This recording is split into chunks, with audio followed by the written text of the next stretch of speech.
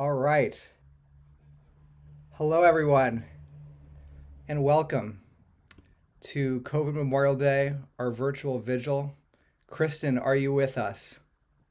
I'm here.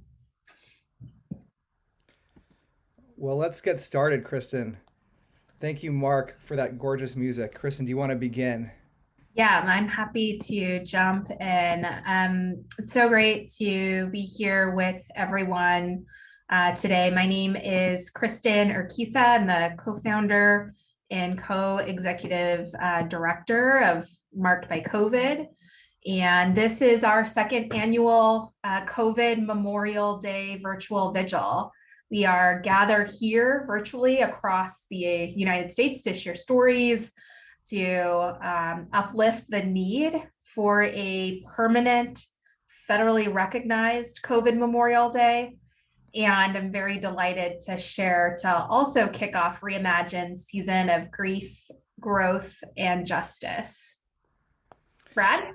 Yeah, and I'm Brad Wolf, the founder of Reimagine, and it's so great to be with you this evening to be a co-host with Kristen on this really poignant day with so many of you out there, so many people participating. We're just so grateful to really hold space with all of you for what we have in store on this COVID Memorial Day, March 7th, 2022. Kristen, tell us Yes, a little bit about Marked by COVID. absolutely. Marked by COVID is a national, grassroots powered, nonpartisan nonprofit that focuses on promoting accountability, recognition, justice, and a pandemic free future by elevating truth in science. It's an organization I co founded with my partner, Christine, in the days following the passage of my dad, Mark, who died from COVID on June 30th of 2020. Brad, do you want to tell us a little bit more about Reimagine? Sure, I'd love to, Kristen, and just to say how wonderful it is to be here with Marked by COVID and the movement that you've sparked.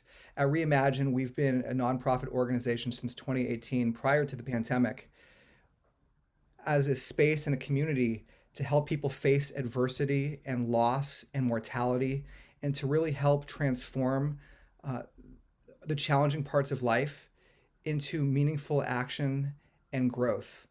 And obviously, as the pandemic has struck, a huge part of that, of the losses we face as a culture, as a world, have happened through this pandemic. And so we at Reimagine, we've been hosting a vigil, a monthly vigil to hold space for the grief, really since the pandemic began. And we've seen the power of creating spaces for healing, for grief, for communal connection around what really matters most, given our culture that tries to push away all of these hard things.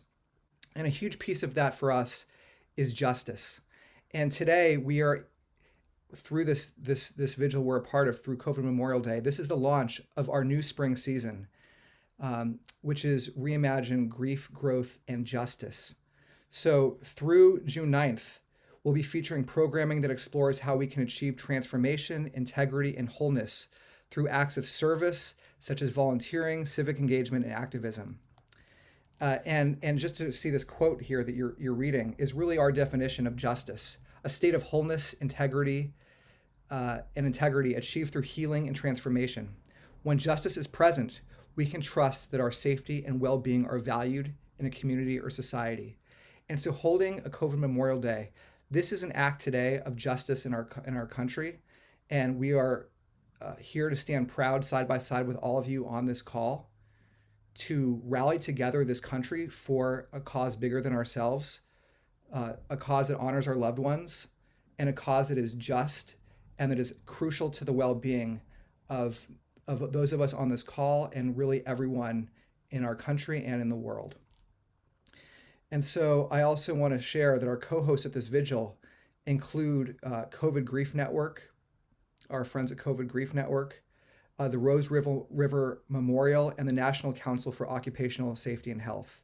And we will paste links now in the chat so you can learn more about all of the folks that have put on uh, co-created this experience really with all of you. We're co-creating it with you who are out there participating. This means nothing without your participation. But now, what I'd like to do is really talk about the why we're here, what brought us to this day. And to do that, I want to turn it back to Kristen, because without Kristen and without Marked by COVID, this day in our country would not exist. So, Kristen, I'm going to stop screen sharing here and turn to you to ask you really what brings us here today. Why are we here? When my dad was in the hospital, like many of the folks who experienced a COVID loss, I was mostly by myself. It was just me and my partner. I couldn't be with my parents. My mother was sick with COVID. She was in a different state. We didn't really have the opportunity to talk very much to my dad while he was in the hospital, or, even, to his doctors. And I've learned since then that this is a very common experience that so many of us go through, where we did not have the events, the rituals, the process that we're used to and that we need when it comes to mourning a loss. But then also that aside, it's not normal to be losing thousands of people a day to a deadly virus. It's not normal to have tens of thousands of people become sick and continue to live with post-viral illness, such as folks who are suffering from living with long COVID. And, through my own grief, through reaching out and talking to others in this community, it became very clear that we needed to remember this time. We needed to mark this time, not only for ourselves, but for future generations. And that at minimally, the very least that we could do was to have a day in the calendar where we could come together and hold space to just feel and be and mourn and honor and remember what we've been through. To be with people who understand the unique pain of not being able to say goodbye. And to also call into focus the need for our larger society to recognize that this is a mass disabling event. This is a humanitarian crisis, and that our communities continue to need support, that we need support, and that our loved ones, their lives mattered. So through that reflection and through that feeling of absolute rage in my body, like there was a hurricane stuck in there that I needed to get out, we came to this idea of we need not just memorials. Yes, we need permanent memorials, but we also need the recognition of this time. We need a COVID Memorial Day. And so with the help of everyone here and folks viewing in, Marked by COVID has been leading the charge with you by our side to establish the first Monday of March as COVID Memorial Day. And for the years that come, we'll be able to do this. And when it's safe, we'll be able to come together.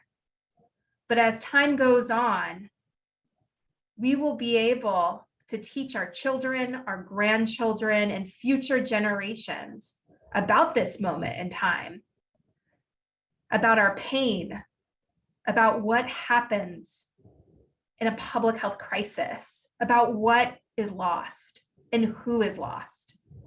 So it's also codifying the gift of our lived experience so that no one has to go through what we're going through.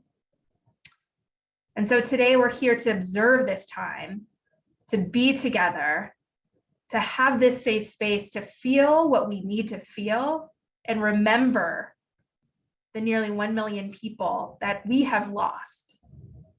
And so I'm so grateful to you, Brad, for helping to bring this together and everyone at Reimagine. for recognizing the need for this space in our community and helping to pull it off. Thank you, Kristen. And I just want to pull up a slide really quick, Kristen, just on your behalf. I want to bring in. I just want to bring in your parents for a second and your dad into this space. I have this slide here. Just if you want to just offer something verbally to or to your mom right now while we have you here and their pictures up. These are my parents for folks who haven't met them, Brenda and Mark. They both were sick at the same time with COVID. I'm an only child. I come from a working class background. And when my dad got sick, the area that we lived in Arizona was the worst place in the world for cases. And I didn't know what I was going to do. And I thought I was going to lose them both. I know that that is the case for some of us here. I'm so grateful to have my mom. She's been cheerleading me along this entire time. But like you all, I just really miss my dad. And I wish that I didn't know any of you because I wish he was still here. So I'm just very grateful for everyone here who's believed in this cause and who continues to show up for me and for Marked by COVID. My dad would love it and love each and every one of you. Thank you, Kristen, so much. And just to say, you know, I've had the privilege, as I just know so many of you out there have, of being part of this movement. I mean, really, you all are to transform your grief into action just by showing up. That's an act of what we're talking about. And I was with Kristen in Washington D.C. earlier this year. With so many of you out there, we were there advocating on the Hill for this day to become a federal holiday, and we put on a vigil on the National Mall. And as we went out to put on the vigil, the rain started pouring down, like a gust of wind and rain and lightning that honestly I have not seen living where I am in California. It was like torrential downpour. And it seemed like we should stop. We were trying to broadcast it out to all the people tuning in. I was trying to keep in contact, and I had my phone underneath my shirt trying to broadcast to people, this is what's happening here. And we persevered. Everyone there, despite the rain, despite the lightning, went on with a vigil to honor the loved ones. There was no length. There was too far to go.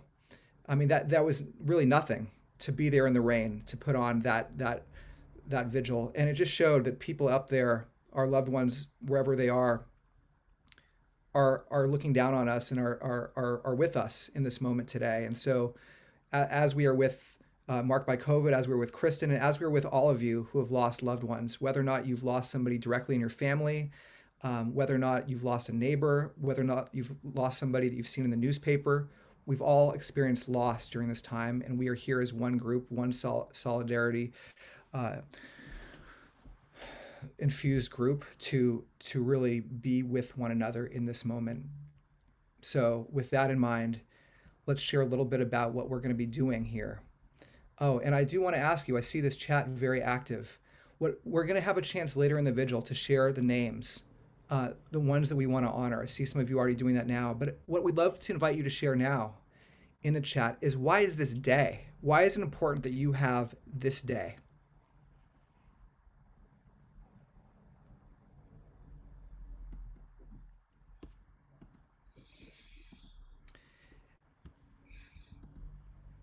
And so I want to share a little bit now about the order of our ceremony this evening. Here's what's going to unfold over the next 90 or so minutes, give or take. We've done this beautiful opening, heard from Kristen and music from Mark, and we're about to move into the candle lighting ceremony. So if you don't have a candle handy, we are going to be lighting candles. Now is a time to go grab your candle for the candle lighting ceremony, something we can all do together. From there, we're going to take a virtual tour of COVID memorials that are created by communities across the United States. And then we're going to invite you to put the names of loved ones in the chat. And thereafter, we're going to hear testimony from those who have loved or who have lost loved ones, and share a reflection from one of our elected officials as a response to these testimonies. And we're going to end then by extinguishing our candles in solidarity together to release light back out into the world. There's many magical elements of this ceremony that we're holding together, that you're going to witness many connective moments and moments that we don't know what's going to happen yet, but we're all going to hold this space in love and kindness and grief together. So, with that, the first blessing that we're going to do together, if you want to go grab your candles, I'm going to turn it over to Sammy. Sammy Feld is going to say a few words, and she serves as the Director of Strategy for the COVID Grief Network, which provides short term grief support and builds long term community for young adults who are grieving in the midst of the pandemic. And we're so grateful to be partnering with Sammy and the COVID Grief Network for all the wonderful work you're doing to support folks in their 20s, 30s, and 40s who have lost a loved one to COVID. And it's our honor to have you lead us in this candle lighting ceremony. Hi, and welcome. Thank you, Brad. Thank you, Kristen. It's such a privilege to be with you in community, to be with you all this evening as we remember and honor our loved ones. And as Brad mentioned, I am one of the co-founders of the COVID Grief Network, and we offer free short-term group-based grief support specifically for young folks who have lost a loved one to COVID. And all of our support groups and offerings are virtual and delivered by our amazing team of volunteer facilitators. So if you're interested and want to learn more, you can certainly connect to support and learn more about the network at covidgriefnetwork.org. And so now, before we light our candles and open with a blessing, I do want to take a moment to just acknowledge not only the lives lost to COVID that we're honoring here tonight, but also acknowledge the deaths across the world caused by racism, caused by war, by violence, disaster, migration. And in particular, our hearts are with Ukraine tonight and all of the other places around the globe that are experiencing loss and trauma. So now I invite you to join me in lighting a candle of your own as we recite this blessing. By lighting our candles in this time of pandemic, we honor our personal dead, the dead across the world, and all of us still here together. Por medio de encender nuestras velas en este tiempo de pandemia, honramos a nuestros propios muertos, los que han muerto a través del mundo, y todos nosotros que todavía estamos acá juntos. And now, all of you, if you'd like to recite this out loud wherever you are with me one final time. By lighting our candles in this time of pandemic, we honor our personal dead, the dead across the world, and all of us still here together. Now I'm going to stop my screen share here for a second. And in the top right corner, there's something called gallery view. You push view. And I'd love to invite everyone to click the gallery view to make sure you're in the gallery view, and then to look out into the space. And if you see anyone with a candle, or someone, even if they don't have a candle, find someone out there with your candle held up, or just the spirit of your heart, and find someone to connect with. Now, will you really connect with them? We're virtual. I don't know, but I believe we can. And so find somebody out there that you want to lock eyes with and send an intention to them for why you're here today and what you hope they get out of this experience. I'm connecting right now with Shannon Cummings.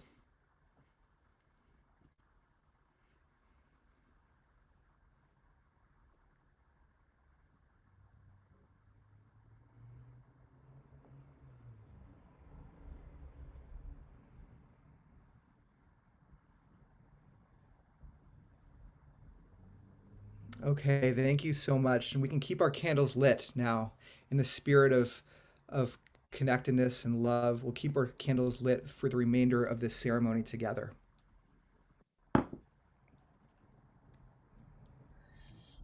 So we are going to now invite an incredible speaker to join us, Brenda Salgado. She's a first generation Nicaraguan American traditional medicine woman. She's going to be tending a ceremonial fire for the duration of the vigil. And as for part of the forthcoming honor ceremony, when you put your names of loved ones in the chat, Brenda will offer to print those pages out and add them to the fire, along with the names that folks have already submitted as part of the ceremony. And Brenda, would you like to join us and say a few words? Yes, I'm so honored to be here with all of you. I've been reading the comments, so much loss, so much grief. I'm grateful that I can be here with you all to honor those that have passed on to the world of ancestors. And I've started the ceremonial fire. I will be singing to it, drumming to it, making offerings of frankincense, copal, to send our prayers up to the heavens for those that we love and that have lost and that are in the spirit world now, so they are connecting with us as we're in our time together. So more on that a little when we get to that later. Just know that we're going to be sending those names up in prayer with many blessings to them in the spirit world. Thank you for being here, everyone. Thank you for sharing and holding your heart tenderly as you're with us together around your loss. Thank you for inviting me. I'm grateful to be here.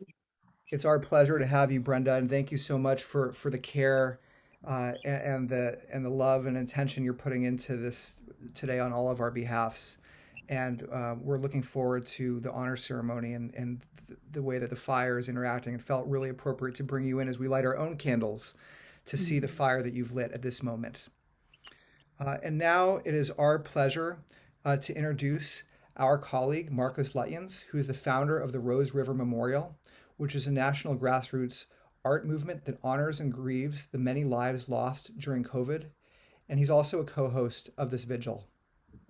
Marcos will lead a tour of memorials that have blossomed during the pandemic and that Zubin, my colleague at Reimagine, will play for us in a minute. Thanks, Brad, so much for the introduction. I'm very honored to be part of this second COVID Memorial Day vigil with our partners Marked by COVID and Reimagine, and all the more so seeing in the chat, so many sad stories. It seems just a moment ago that we were honoring those lost to COVID last year, and unfortunately, there's so many more people to remember this year as well. I began work on the Rose River Memorial in August 2020, and I know how much work goes into memorialization.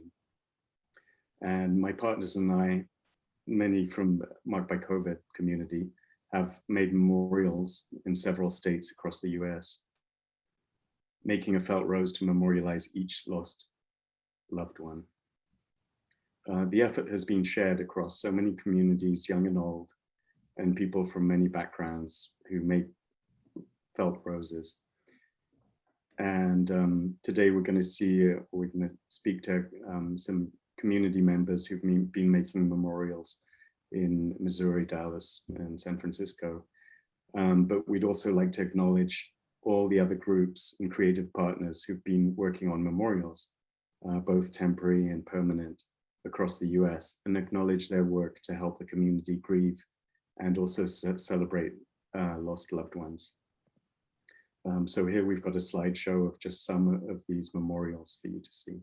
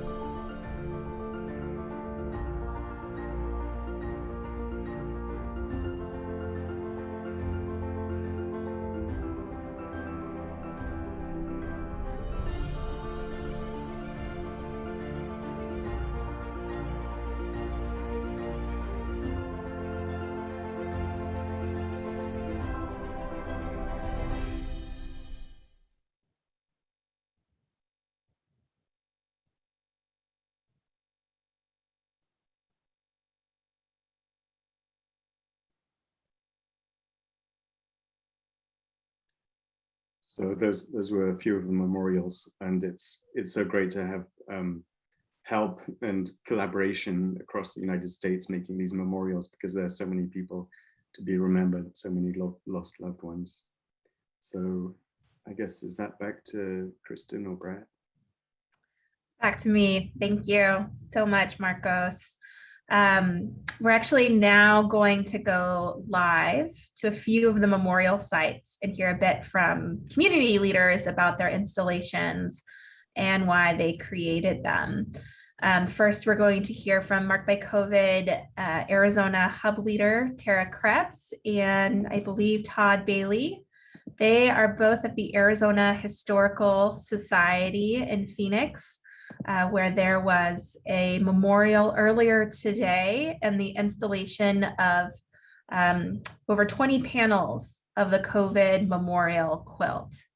Tara?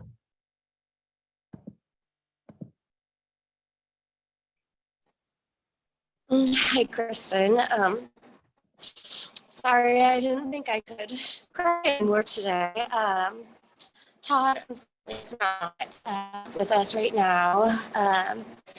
But as you said, I'm in Phoenix. I'm at the Arizona Heritage Center, where we hosted our second COVID Memorial Day gathering. The importance of hosting our gathering here at the Heritage Center is that while we're not living through a beautiful part of our history, we are living through history.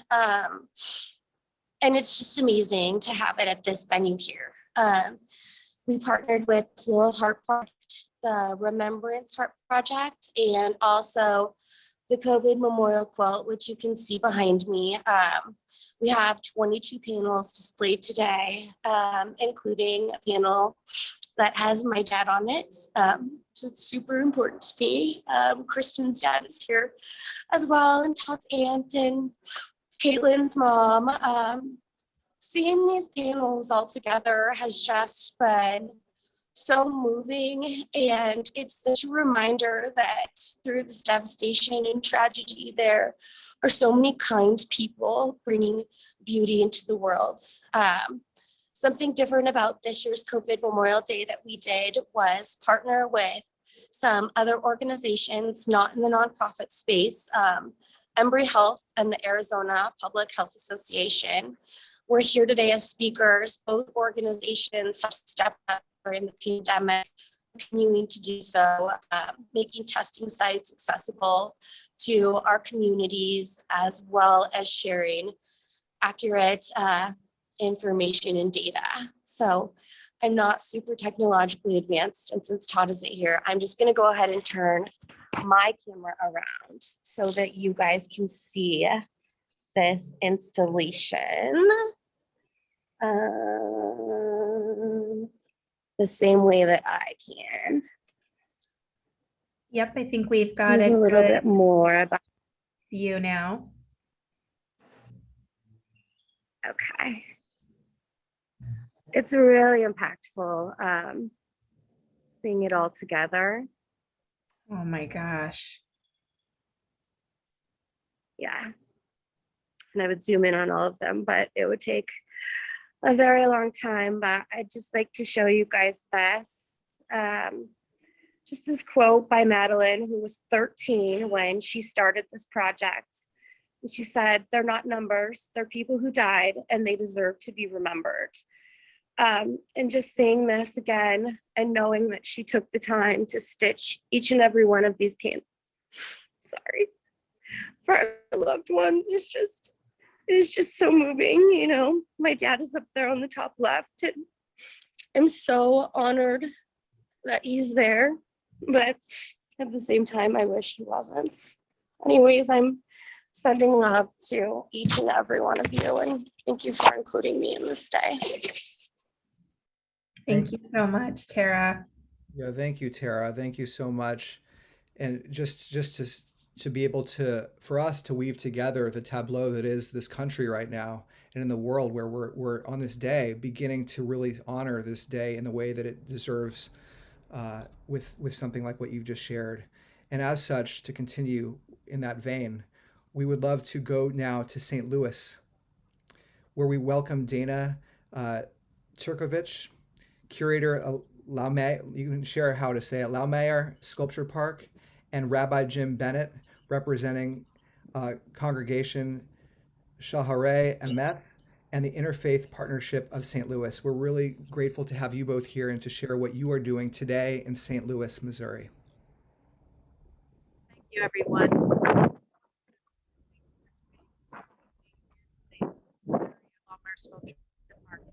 Thank you to Mark by COVID and Reimagine for including us in this moving and emotional memorial today. Thank you, Marcos Lucians, for creating such an important and timely public artwork. We are so glad to be involved in exhibiting this project and working with our partners and contributing through the language of art to this commemorative sculpture that has such a universal presence. Just a few words to begin about Lawmeyer. Founded in 1976, Lawmeyer Sculpture Park is one of the first and largest sculpture parks in the country. We present more than 70 artworks of large-scale outdoor sculpture through our 105 acres. Marcus's work at Rose Memorial is part of our current exhibition, Salutary Sculpture. The exhibition features work by 8 artists who explore art's capacity as a therapeutic tool for adaptation, recovery, and rehabilitation. Here, Rose River Memorial, as you can see behind me, follows the pattern of the building's architectural form while embodying the enormity of loss, embracing community participation, and making the therapy and art a visual experience.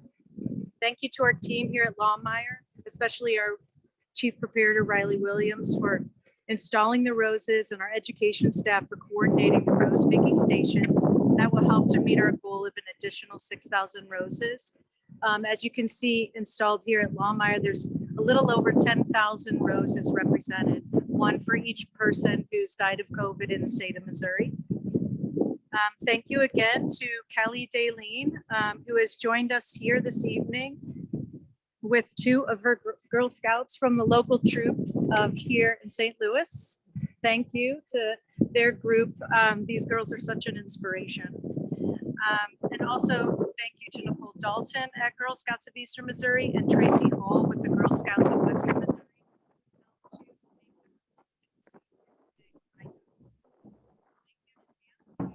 Rabbi Jim Bennett from the congregation, and to Reverend Jim Poinsett at Interfaith Partnership here in St. Louis. Excuse me.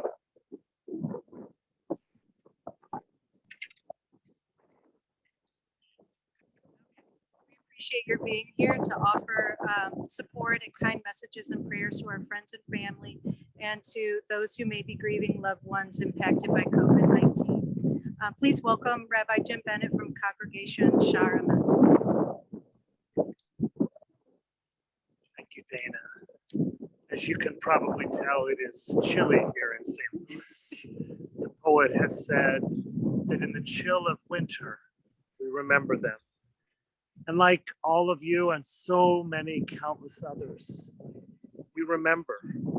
And this beautiful installation behind me, like all the other memorials and installations, is an inspiring reminder to us of the countless lives lost. Thousands, nearly 19,000 in the state of Missouri alone, who have been taken from us by COVID. We are overwhelmed by our grief. We've learned from this, if nothing else, during these past 2 years, that though we are overwhelmed, we must still find hope.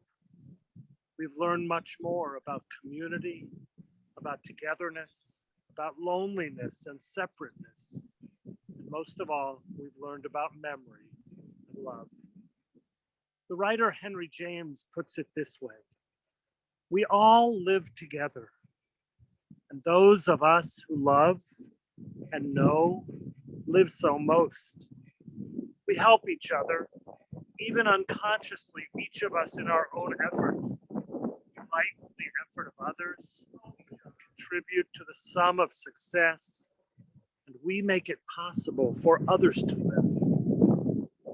Yet sorrow, he continues, sorrow comes to us in great waves, but it rolls over us, and though it may almost smother us, it leaves us on the spot.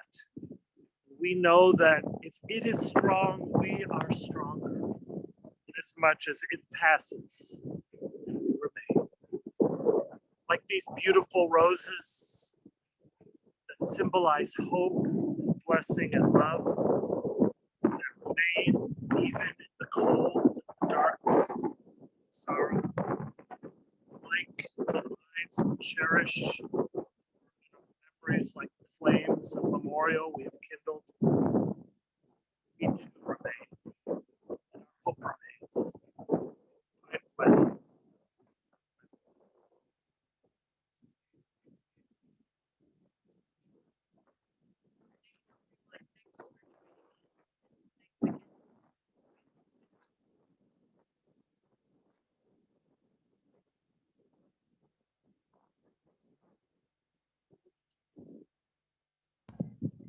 That was so beautiful. Thank you both so much, as well as I know all the hard work from the Girl Scouts and helping to make those beautiful roses, and that installation is incredible. Our last memorial site that we're going to head to is in Dallas, and I would like for everyone to please welcome another incredible young person, Adelaide Urenda. She's a student at St. Patrick's Catholic School, and her mother, Caitlin.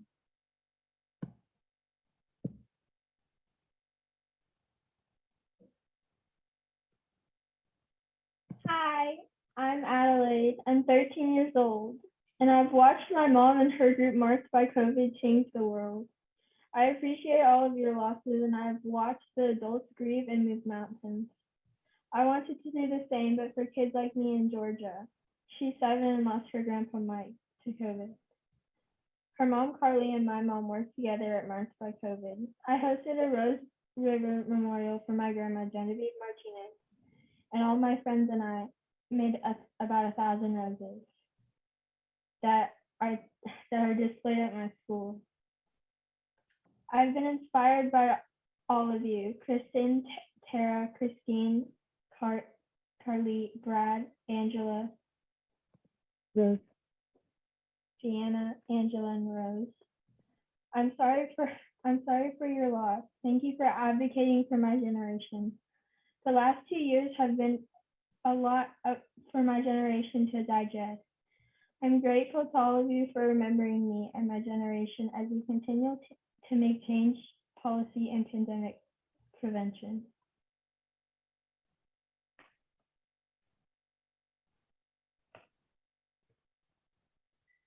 Thank you, Adelaide. And I believe we have a few photos from their memorial. Hello, my name is Adelaide Urenda Culpepper. I'm a student here at St. Patrick Catholic School. These roses symbolize all the lives lost to COVID in Dallas. We are able to make 1,000, which is only 1/6 of the lives lost to COVID in the DFW. I wanted to do this because over a year ago, I lost my grandma Genevieve Martinez to COVID. I watched my mom be an activist and work with her group marked by COVID, and it inspired me to do the same. I've watched adults grieve the loss of all those we love, but I don't think a way for kids to grieve was ever offered or considered. So I wanted to create a space for kids to do the same. I grieve for kids like myself in Georgia, and I would like to thank all my friends at St. Patrick's, my basketball team, my mom and dad, other Girl Scout troops from across North Texas, my troop leader Christine Powers, my school and principal Julie Hendry for helping me make this happen. It is our hope that we continue to memorialize COVID loss. Please join us in a moment of silence for those we've lost to COVID. Genevieve Martinez, Mark Influenza, Mike Horton, Charles Krebs, Dr. Gay Griffin, Obi H. Papa Dimitro, Charles Wrong head.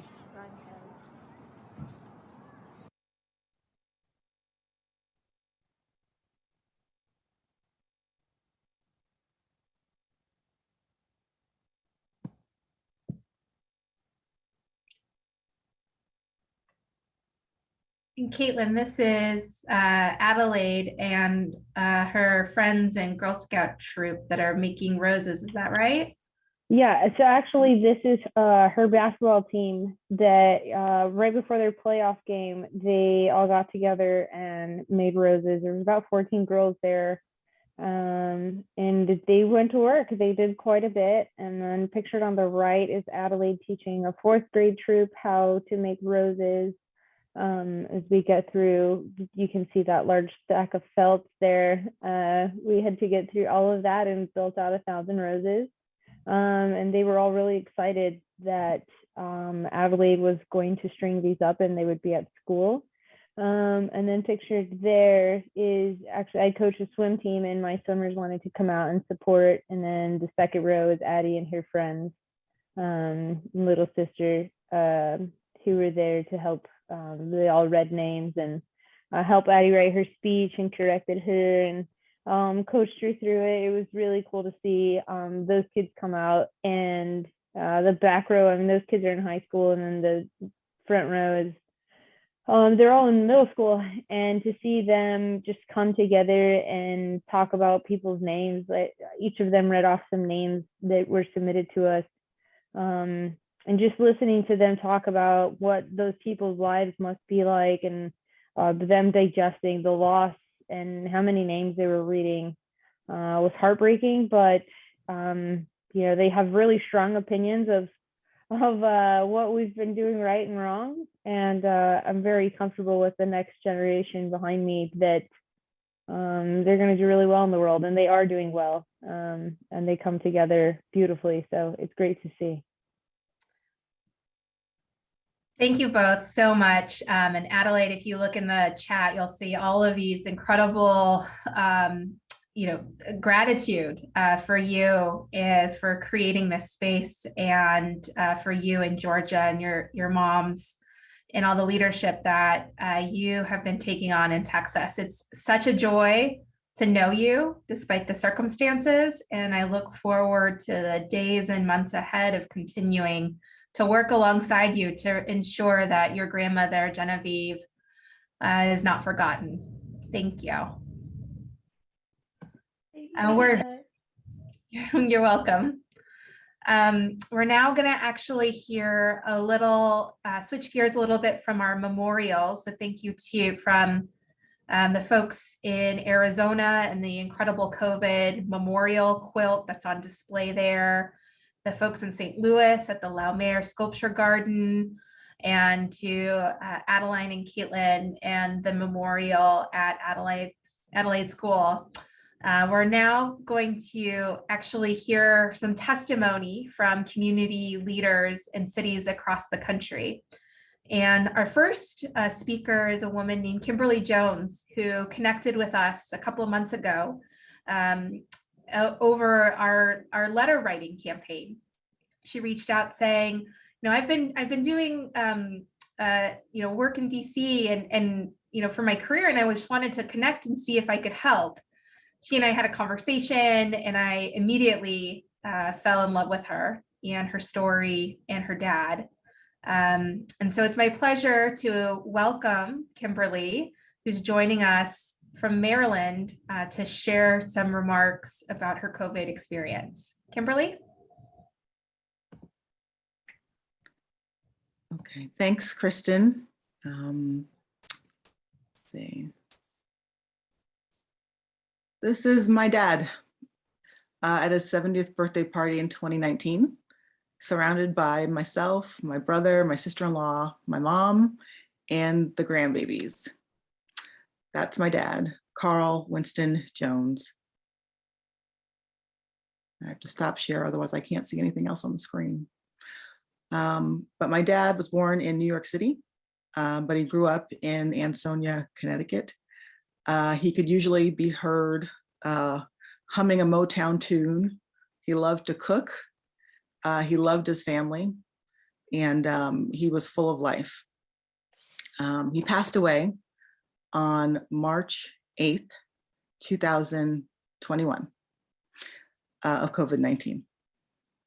That makes him one of the 957,000 Americans who have died since the beginning of this pandemic. And it's all but certain that before this pandemic is over, and it's not over, there will be more than 1 million Americans who have lost their lives to this awful virus. And that's to say nothing of people like my brother's mother-in-law, people who have survived COVID-19, but now deal with the debilitating impacts of long COVID, which has limited her ability to work and to maintain what was previously a very active lifestyle. I believe that a large reason for the spread of this virus is not just misinformation and fear, but collective amnesia. We have no modern memory of pandemics of the past. According to the New York Times, except for a small plaque in Colorado and a memorial bench in Vermont, there are no memorials of the last deadly virus to decimate the United States, the so-called Spanish flu of 1918. And unless people's parents told them stories as mine did, there is no recollection of the fear of polio in the 1950s and 60s and ending up trapped in an iron lung. And myself, as a member of Generation X, find it almost comical that younger millennials and members of Generation Z don't know anything about chickenpox parties, because by the time they got to grade school, we had virtually eradicated the chickenpox through vaccines. I say all of this to urge everyone to fight for the passage of House Resolution 174 and Senate Resolution 334, companion bills to memorialize those affected and lost to the COVID-19 virus. If enacted, these bills would establish a federal COVID Memorial Day on the first Monday of each March in perpetuity. And painfully, this would take place essentially 1 year honoring the death of my own father. Every year, our nation stops to remember the horrors of 9/11, and rightfully so. We host parades and wave flags on Memorial Day in May. Yet the loss of life, American life, from COVID-19 eclipses not only those lost on 9/11, but we are on track to rival the number of all casualties from all US wars combined. So please, don't let my dad just be one in a million. He deserves more than to be just a footnote to history. Create the National COVID Memorial Day. Regardless of political affiliation, we can all agree that we should and must honor the memories of those we have lost. Thank you. Thank you so much, Kimberly. Yeah, thank you, Kimberly. So powerful, and I think together we can get there and get that resolution passed. So thank you for all your incredible work and that, and sorry for your loss, obviously. And now want to bring in Jeanette Nunez del Prado, who is joining us from New Mexico. I've seen Jeanette in action in the way that she's been moving mountains, working to move mountains in New Mexico to try to move the needle on this conversation with legislators there. Jeanette, are you there? Yes. Hi, Brad. Thank you so much. Thank you for being with us. Absolutely. And so my name is Jeanette Nunez del Prado. I'm a licensed clinical social worker in Albuquerque, New Mexico. And I lost my dad, Hugo Nunez del Prado, to COVID in May of 2021. He lived in Bolivia and didn't have access to the vaccine. And he died just 2 weeks before he was going to come to the US, get vaccinated, and meet my children for the first time. My dad was always the life of the party, such a fun person. He loved to play tennis, dance, sing karaoke. When you were with him, it was always an adventure and you never knew what to expect. He wasn't ready to go and we weren't ready for him to leave us. He deserved better. After he died, I didn't know how to move forward and cope with the devastating loss. I was lucky enough to find community with others like me in Marked by COVID, who've helped me to find my voice again and replace the helplessness I felt with the feeling of agency, power, and hope. I've learned to find meaning in my loss through advocacy, deepening my connections with my friends and family, and developing new relationships with the amazing other advocates I've met in this work for COVID justice and remembrance. Today, My sister Cynthia from California is here, my tia Lucy in Florida, and my 3 little sisters in Bolivia. Though separated by physical distance, we are together. And I know my dad's with us too. If COVID has taught me anything, it's the sacredness of social connections to those close to us and also the people throughout the globe. As we honor our loved ones tonight, let us also remember the 6 million lives lost to COVID in the world. I am so proud that our resolutions in Congress clearly state that we are honoring all lives lost to COVID-19 because they all mattered. My hope is that once we have a federally recognized COVID Memorial Day, and we will get that day, it can serve as a model for the rest of the world, and we can have a World COVID Memorial Day. We can stand together in unity as a globe in our grief and in our love. I hope we all leave tonight with the message that we are not alone. You are not alone. We see your suffering and we see your strength. Thank you so much. Thank you so much, Jeanette and Kimberly, for sharing your testimony. We're now very privileged and honored to hear from Juan Pablo Osegueda, who is joining us from Massachusetts. Juan Pablo got sick at work with COVID at the beginning of the pandemic, where there was no information about the virus. And to this day, he has not been able to work a full 40-hour shift due to the side effects he continues to suffer after COVID. He's a member of MASCOSH Immigrant Worker Center. And if you need live interpretation from Spanish to English, click on the globe icon below.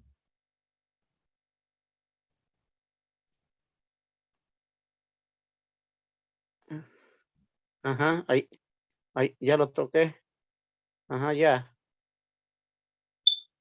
Sí, hola, buenas noches.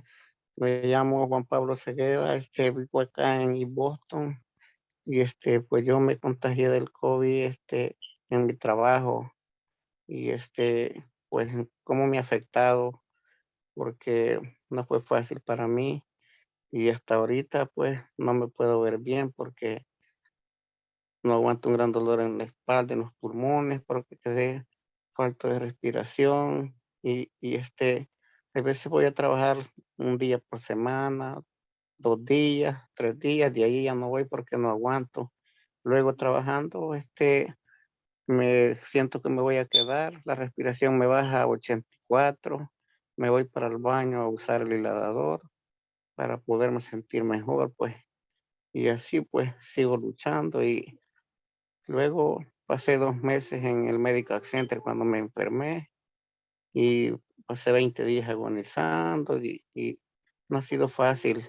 Y luego de ahí que no podía caminar porque allí queda uno bien devastado porque me agarraban entre dos a querer caminar y yo no podía, aguado los pies hasta que me dieron de tanto alimento que me dieron comida, vitaminas, comencé a caminar, pero me agarraban entre dos caminando porque no podía, no tenía fijeza de nada. Luego me dieron de alta y todavía estaba falta de respiración. La respiración la tenía a 85, 90 y me dieron de alta porque no me cubría el seguro para tenerme allá. Y teniendo 4 días de estar aquí en la casa, me bajó la respiración a 6, a 15, como a las 3 de la mañana. Esa hora me llevaron para la clínica, le hablé a mi cuñado, me llevó y me bajé como pude de arrastrar en la grada y de ahí bueno, me llevaron otra vez para el hospital, me ingresaron, volví a agarrar el COVID otra vez y total de que no ha sido fácil y luego mi esposa también se enfermó cuando yo me enfermé, mi hijo y pasamos 8 meses aquí sin trabajar. Le digo, no es fácil. hasta ahorita no me puedo ver bien y es algo de que no se puede superar, pero primero Dios, con la ayuda de Dios, voy a salir adelante. Yo tengo fe. Tengo una niña de 7 años, que eso es lo que me duele. Tengo por qué luchar y tengo que ser fuerte. Y no es fácil. Yo les digo que esto no se lo deseo a nadie y gracias por tomarme en cuenta en la organización gracias a Milagro, a todos ustedes por daros la oportunidad de poder uno presentar este testimonio, que no es fácil. Gracias. Gracias, Juan Pablo. Muchas gracias. Gracias a ustedes. Buenas noches. Buenas noches a usted.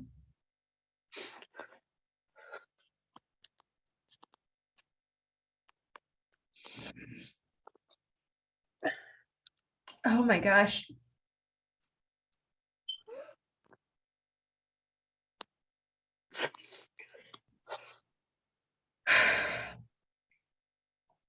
Thank you so much to Juan Pablo for sharing your story and testimony and really putting in context how this pandemic is not over. And for millions of people will continue not to be over. For us who have lost loved ones, there's no return to normal. But there's an entire universe of individuals who go to work every single day without the protections they need to keep themselves and their families sick, who can't stay home because they can't pay rent otherwise, or who are forced to go to work sick. We must not let anybody push this episode, this pandemic and its horrors into the memory hole. It is the very first step in ensuring that our society looks at itself and what we've been through and what we're going through, so that we do not leave families like Juan Pablo's behind. So again, I just thank the National Kosh organization and Mass Kosh for co-sponsoring this event, for making it available in Spanish, and for bringing Juan Pablo into this circle. Our prayers are with you. Our action is with you. And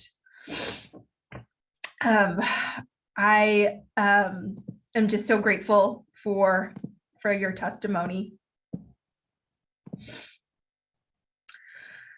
Now it's my honor to share some remarks from Congressman Greg Stanton. Congressman Stanton was one of the very first elected officials that we reached out to about the need to recognize our losses.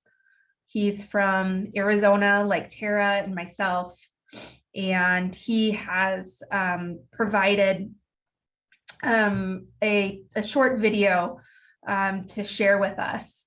He has been leading this effort on Congress to establish a federally recognized COVID Memorial Day, and he was planning to be with us in person, but there were some last-minute congressional changes.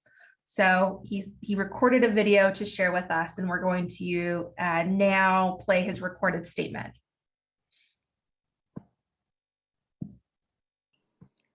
Good evening, everyone. Thank you all for being here tonight, and thank you to Marked by COVID for putting together this impressive event. As of this morning, more than 950,000 of our fellow Americans have lost their lives to the coronavirus, with close to 28,000 of those in our state of Arizona. Their absence in our communities is difficult to comprehend. I know each of you feel the loss every day when you go to call up a parent or come home to your spouse or even stop by a coworker's desk, and then to realize that they are no longer there. I also know that many of you missed out on the chance to traditionally mourn your loved ones. In an effort to keep as many people as possible safe, so many of us did not get the chance to say goodbye in person or to hold funerals to celebrate their lives. And so, to honor and memorialize those lost or impacted by this virus, I introduced a resolution designating the first Monday in March as COVID-19 Victims and Survivors Memorial Day. That day is today, and I am so grateful to be here to share it with you. I want to recognize two advocates who have been instrumental in gaining co-sponsors and momentum for this resolution. Kristen Urquiza and Tara Krebs, they both lost their fathers to COVID-19. They and others from Marked by COVID have turned their grief into action. They have mobilized cities, states, and now at least 64 of my congressional colleagues to recognize today as COVID Memorial Day. Their dedication is humbling and inspiring. Commemorating this Memorial Day is an important marker for all people affected by COVID-19. As we shift into a new phase of this pandemic and learn to live with endemic cases, we still need to take time to collectively grieve all the people that we have lost and help our country heal from this trauma. We need to let those who have lost a loved one or those who are still dealing with the long-term effects of COVID, we need to let them know that we see you, we hear you, and you are not alone. I will still carry their memories with me as I continue this important work. We need to honor those lost today, and we also need to honor the lessons learned in this pandemic. I will continue to push for accessible healthcare, support for community organizations, food security, support for healthcare workers, and pandemic preparedness. To all of you, thank you for your work, and thank you for having me today.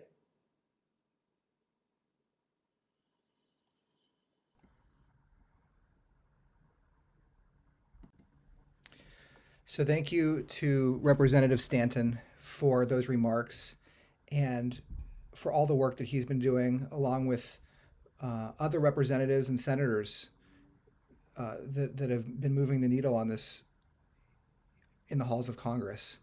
May next year when we gather, may there be many, many senators and congressfolk joining us together for this day through the work that we will collectively do over the next year.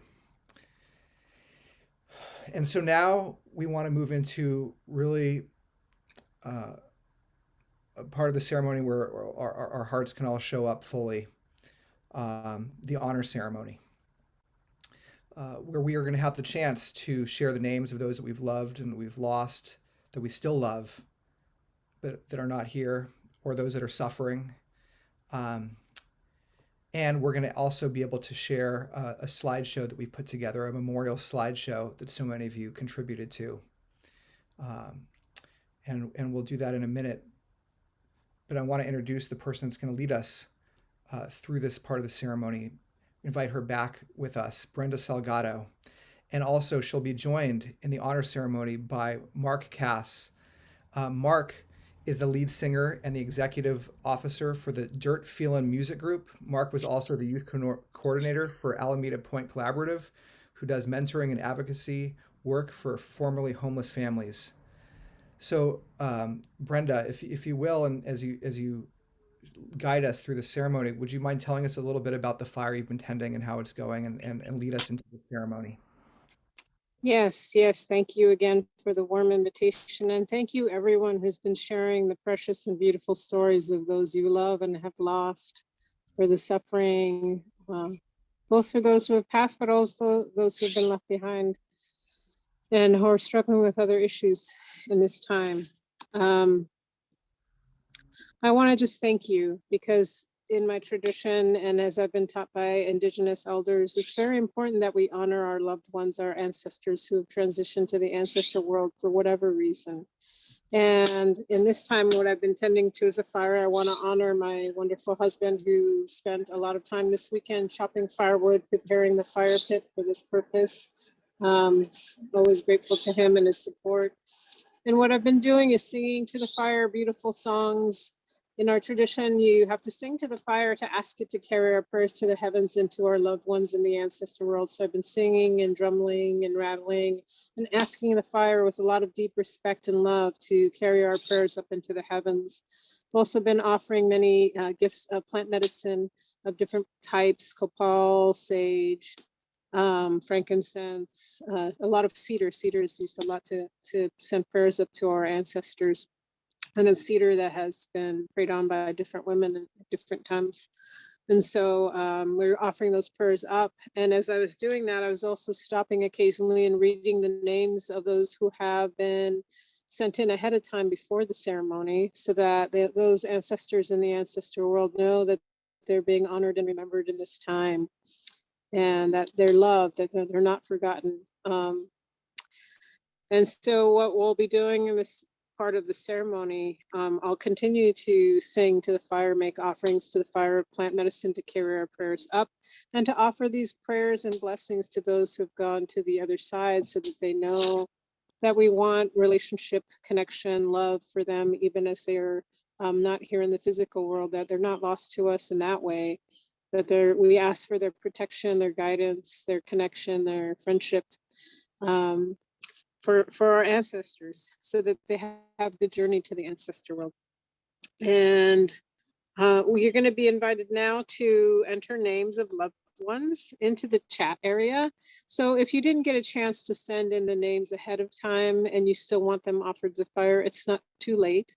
You'll just add them into the chat at this time. And there's some really wonderful staff that are helping with this call that will be getting all those names to me. And then I'll be adding them to the fire. What I'm going to start with adding right now are the hundreds and hundreds and hundreds of names that were sent in before the call started through your registration. And then I'll add more as they come in through the chat and they're sent to me. So thank you for honoring your loved ones. It's very important. We don't want to forget our loved ones on the other side. They want to support us and help us through our grief. They want to love and support us on our path and our journey. There's in some languages, there's no difference between the word for elder and ancestor, because it's just an elder who is not here in the physical plane, but still cares for us and wants to guide us and support us. And so we want to send all our love to those people that we've lost. And that is, they've left a hole in our hearts, and we also want to maintain our relationship. So many of our old traditions, we had ceremonies for grieving together as a community. And this has been such a hard time because a lot of people have not been able to say goodbye to their loved ones during COVID. And a lot of people haven't had the opportunities to gather with their loved ones to grieve together. And so this is our opportunity to send our grief, be in our grief together, and send that love up to the ancestors in the ancestor world. And go ahead and start a little bit of music, instrumental music, as folks are entering their names in. I want to thank all of you who submitted photos, names, so we can honor your people here.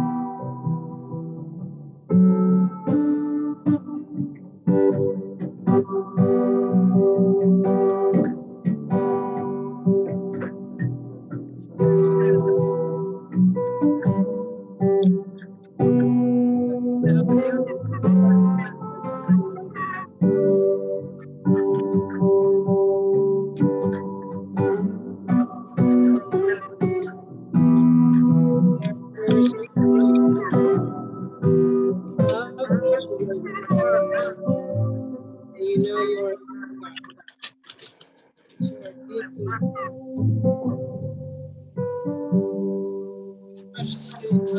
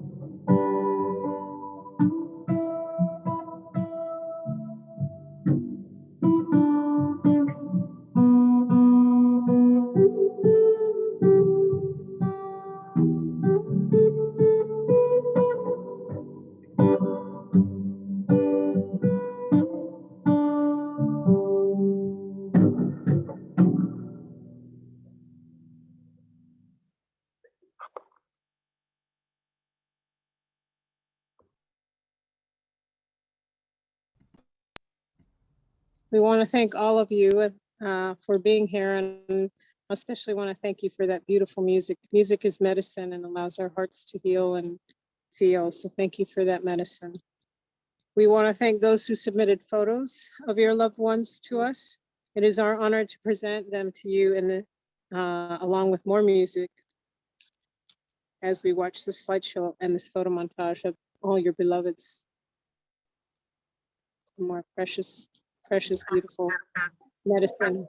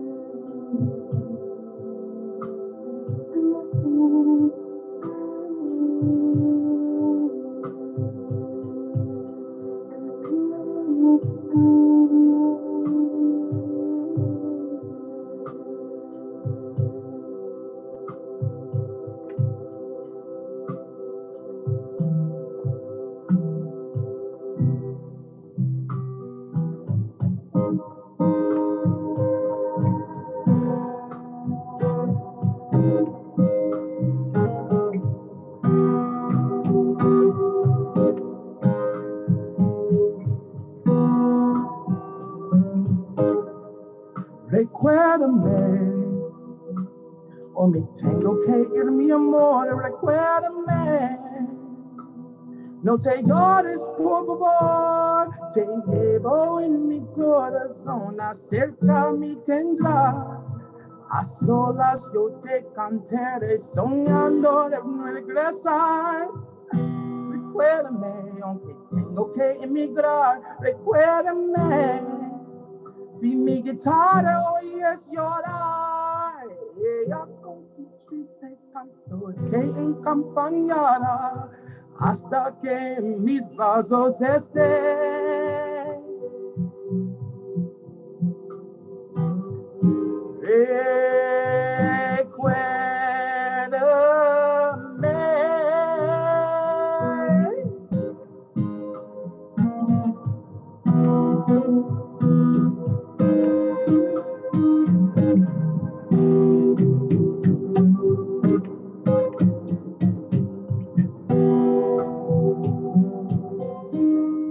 Remember me, though I have to say goodbye. Remember me, and please don't let it make you cry forever if I'm far away. I hold you in my heart. I sing the secret song to you each night that we're apart. Remember me, though I have to travel far. Remember me, each time you hear a sad guitar, you know that I am with you the only way I can be until you're in my arms again. Remember me.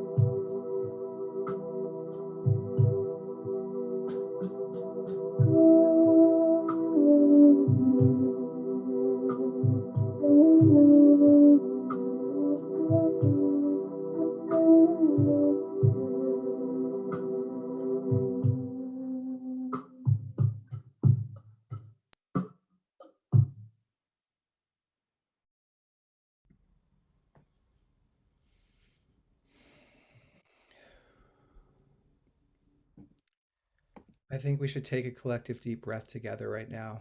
Just take a moment for ourselves and reflect on the heartbreak and the beauty that we were all just a witness to. So let's just together take 3 deep breaths.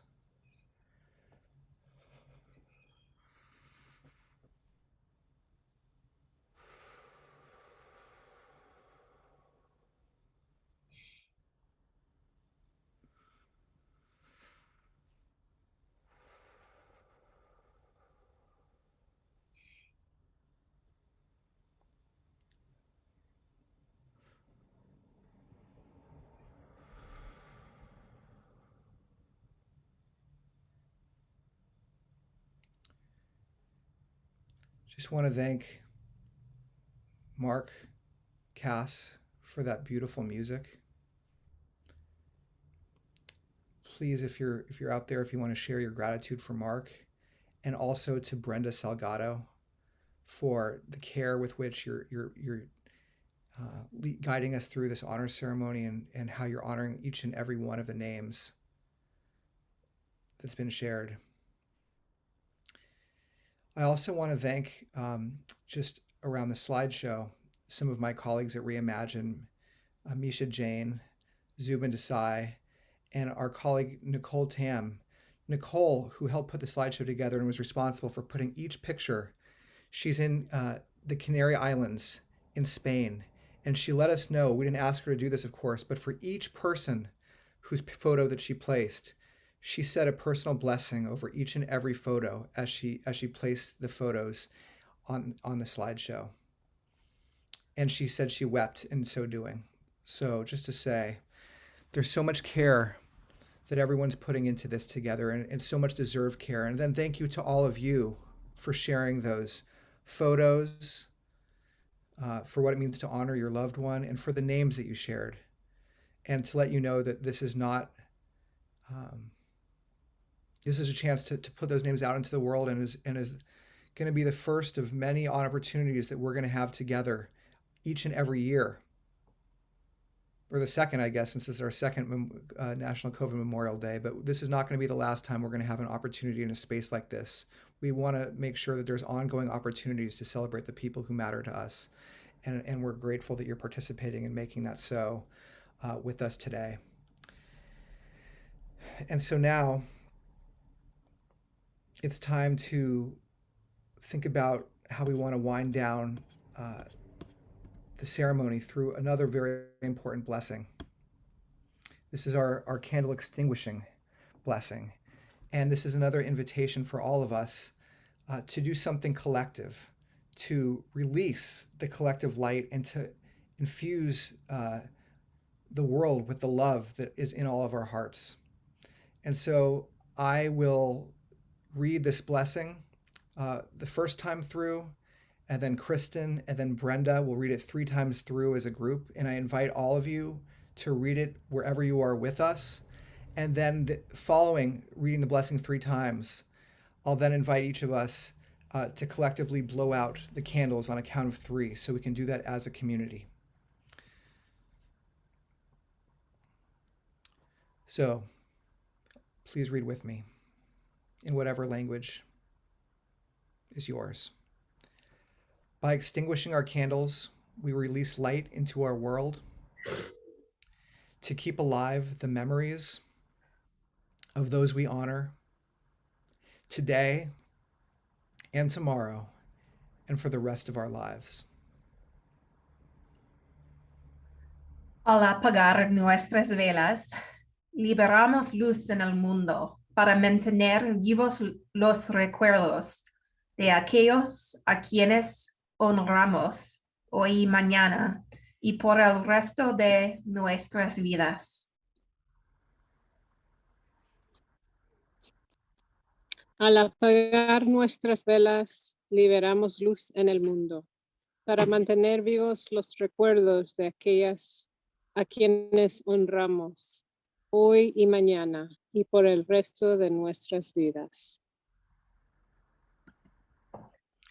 And now let's go back to gallery mode, if we might. on the top right of your Zoom there. And on the count of 3, let us all extinguish our candles together and release that light into the world. 3, 2, 1.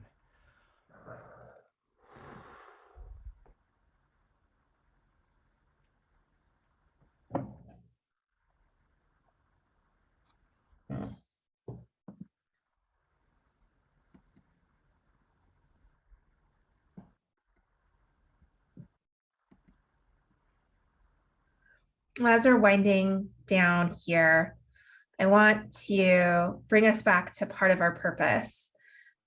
In addition to being together to acknowledge and honor our pain, our suffering, our lost loved ones, the community that we're building here and have built here. I've seen so many incredible messages in the chat of just the very simple feeling of not being so alone, because this last couple of years have been incredibly isolating. But we're also here to kick off the new season for Reimagine, which is about turning and metabolizing our pain, our grief, our losses into action. And I hope that folks here who haven't already had the opportunity to check out the COVID Memorial Day website do so. It's covidmemorialday.org. You have 4 boxes here on the Take Action page, which allows you to send a letter to your elected officials. I encourage you to do so. If you haven't done so already, asking them to support Senate Resolution 334 and House Resolution 174. The second box is our vigil tonight. Our third box to connect is an opportunity to come to one of our upcoming community meetings. We hold them at 4:30 every Thursday. And this upcoming community meeting will be talking about next steps on how to advance our legislation and also our work outside of COVID Memorial Day. And then, of course, if you do have the means of a donation, there's a button to be able to do that as well. We are 100% volunteer run, so your contributions make a really big difference. Thank you, Kristen. And just to also invite you into what Kristen's describing around Reimagine's season of grief, growth, and justice, which is beginning today with this vigil.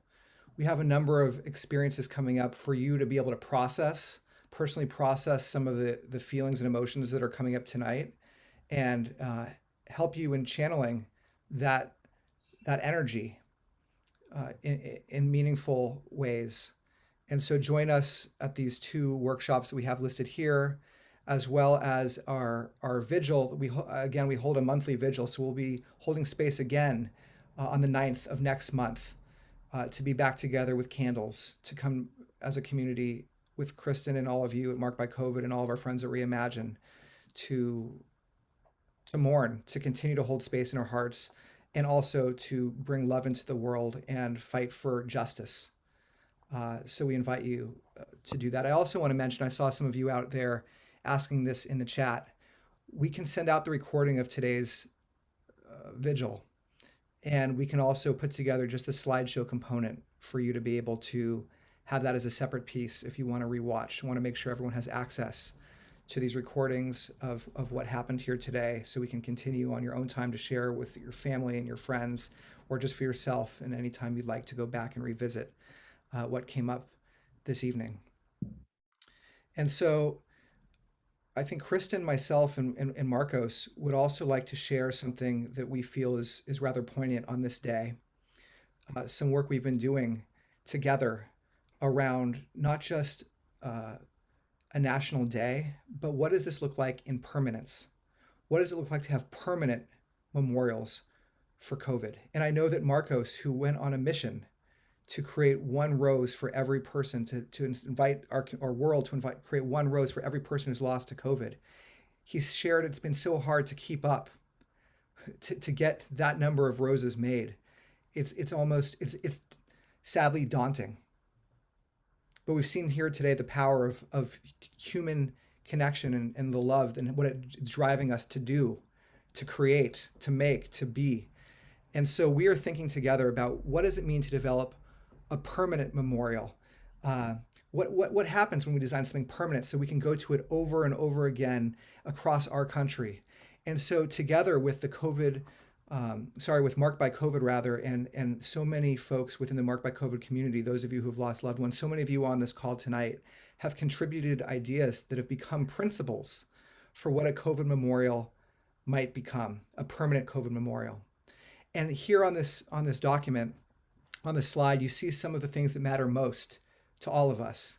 That what we design is bottom up, that it's personalizable, that it's accessible, that they could be in maybe cities across the country. I mean, the thing that we've realized about this pandemic, when we think about memorials, and this is really the thing, COVID is everywhere. It's in our homes, it's in our businesses, it's in our neighborhoods, it's in our communities. And when we think about memorials in the past, perhaps there's one in Washington, D.C., but that doesn't represent where COVID has been and where it's still going. And so how might we come together as a community and advocate for this day, but also for the creation of permanent memorials in our communities, and find ways also to memorialize the people we love in our homes, in our neighborhoods, in our businesses. And so together we're taking that first collective step and putting forth a design based on these principles that you see here. And what we've created together, what Marcos has really driven, and Kristen, and so many of you out there, and what Jeanette was alluding to when she was advocating in New Mexico, was partially for a permanent COVID memorial. And so this here is a mock-up that Marcos has put together with all of us to honor those lost from COVID by building together America's interconnected COVID memorial. This is what it might look like in Washington, D.C. But what Jeanette was advocating for in New Mexico is a New Mexico version of this. And where we're talking to now, there's advocates in the COVID Marked by COVID community in Fairfax, Virginia, advocating for the creation of something like this in Virginia. This is not created yet in the world, but this is a render of what's possible, where we would have a memorial base, a plinth, an analog for people to gather around, to place flowers, to be together on COVID Memorial Day in your own community. But yet also to be able to, in an ongoing way, add the names of people that are in real time, add our own loved ones, to allow each of us to participate wherever we are accessibly, to add the names and images of our loved ones to a memorial that we can visit, and then each of us can witness in person.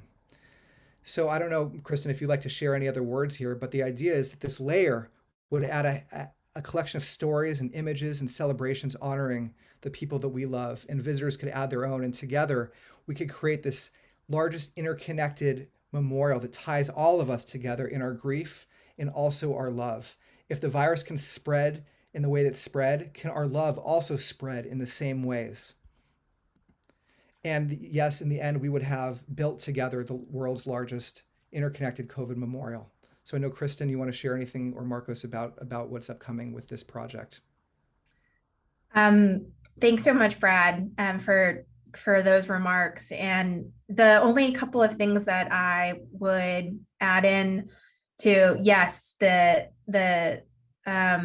memorial of memorials, if you will, is not going to come about without all of us doing what we can to talk about this, to keep it alive, to connect with others in our community, to help folks expand their minds about why this is important and why it's needed. And I think that part of what my journey has been is helping to demystify the process of how things happen in this country for folks who may not have been pulled into politics before, pulled into the national spotlight before.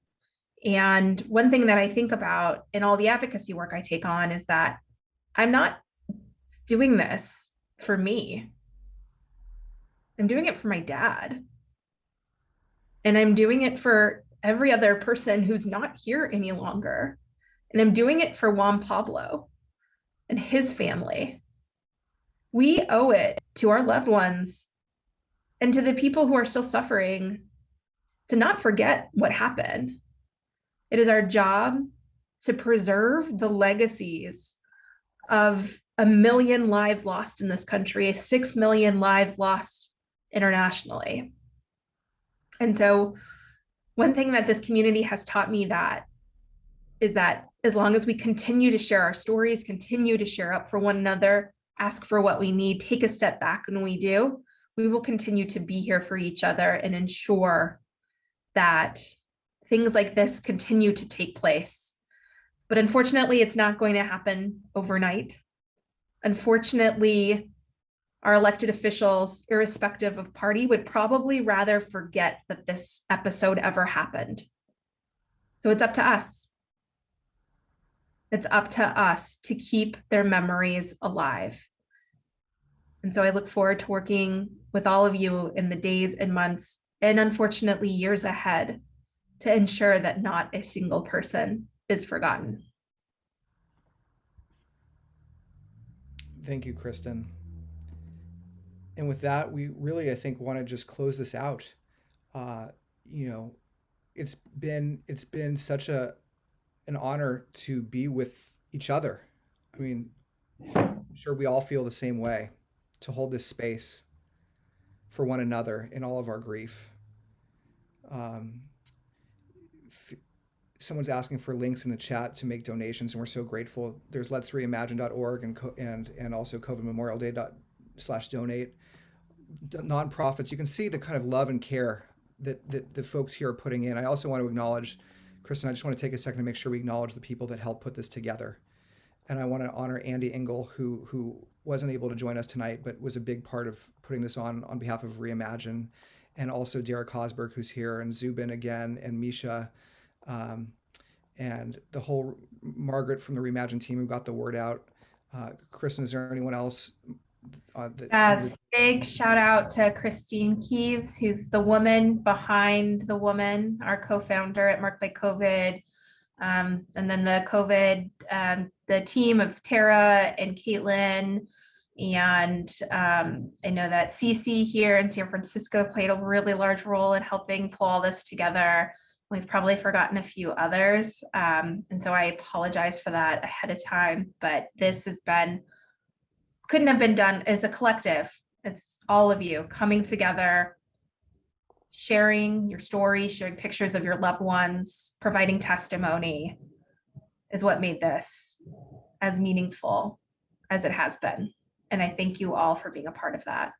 And again, Kristen, if folks want to get involved and they want to, because, you know, even in this permanent memorial offering, it's going to take, and what it's taking is people advocating in their local communities to bring that to your community. And we're starting, you know, arming folks in the Marked by COVID community and the Reimagine community and anyone to really go out and be a champion in your own community for this type of change. And we're here to support you in doing so. And so if you're interested in being that kind of advocate in your town, in your neighborhood, in your community, Kristen, how can they be specifically a part of this memorial endeavor? We're going to be talking about this in our upcoming community meeting on Thursday at 4:30. Just put the link again in the chat. You should definitely join if you're interested in learning more. We also will continue to, if you can't come this Thursday, please register. We'll circle back, but that's the best way to get plugged into folks who are leading the charge on these efforts. And then we also, want you to stay in contact and stay in touch. And, you know, maybe it's writing a letter this week.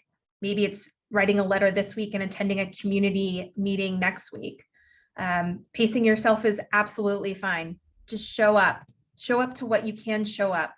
Because for me, I can tell you that it's the only thing that has kept me sane in the last couple of years is this community and fighting for our loved ones.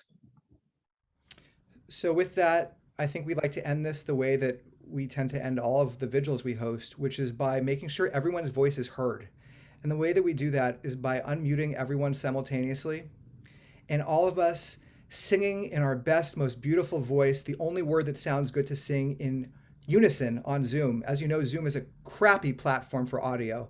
But what we can do is if we sing the word love in an elongated way, somehow it just sounds beautiful, or at least not horrible. So with that, let us unmute the microphones, and on the count of 3, we'll unmute and let's just sing out love to one another and share that positive feeling we have for the honor that we're going to continue with for our loved ones and for each of us here together. 3, 2, 1, unmute.